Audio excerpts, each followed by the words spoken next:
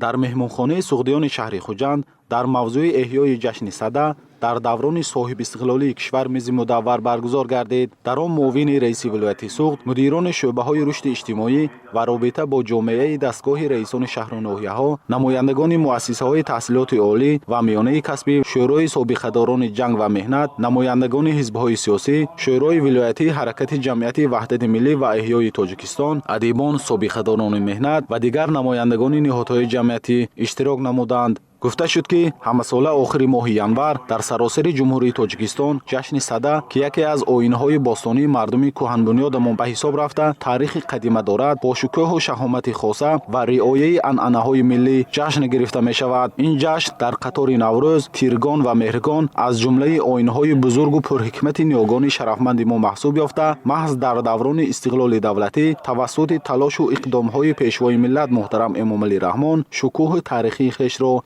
قرار نمود. این جشن است که با علم، با معرفت و دانش نیاگان ما ارتباط خیلی قوی دارد.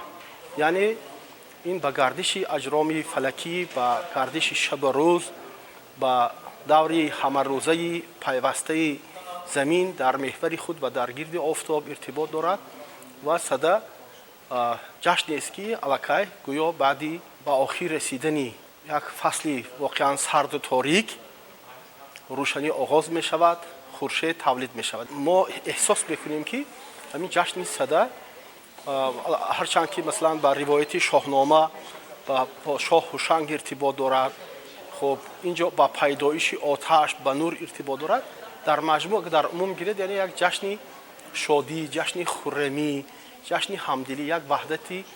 انسان ها به شمار می رود. در ادامه برآمد کنندگان بابت تاریخ پیدایش جشن صده و عنعنه‌های آن سهم رهبر دولت در احیا نمودن این جشن اجدادی، اینچنین بابت اندیشه‌های بزرگان ملت تاجیک سخن نموده ذکر داشتند که صده از جشن‌های قدیمی مردم آریایی نژاد به شمار رفته مطابق سالشماری میلادی با پایان شب 30 و آغاز 31 ینور راست می‌آید. گفته شد که صده پس از 40 شبانه روز آمدن شب یلدا یا خود پس از گذشتن 40 کلان زمستان فرا می‌رسد. ابوالقاسم فردوسی در شاهنامه پیدایش جشن صده را به پادشاه دوم پیشدادی هوشنگ نسبت می‌دهد. گذشته از این جشن صده از آغاز پیدایش و رشد پیشه کشاورزی ماهیت اجتماعی و اقتصادی پیدا کرده به یکی از وسیله‌های تبلیغ و تشویق کارهای دهقانی و باغداری تبدیل یافته است. همین است که با فرارسی عید صده مردم تاجیک جویبار و زهکش‌ها را تازه نموده باغ و تاکزارها را یخابمانی می‌کنند. تجلیل جشن و سنت‌های مردمی ملت تاجیک از قبیل صده، نوروز،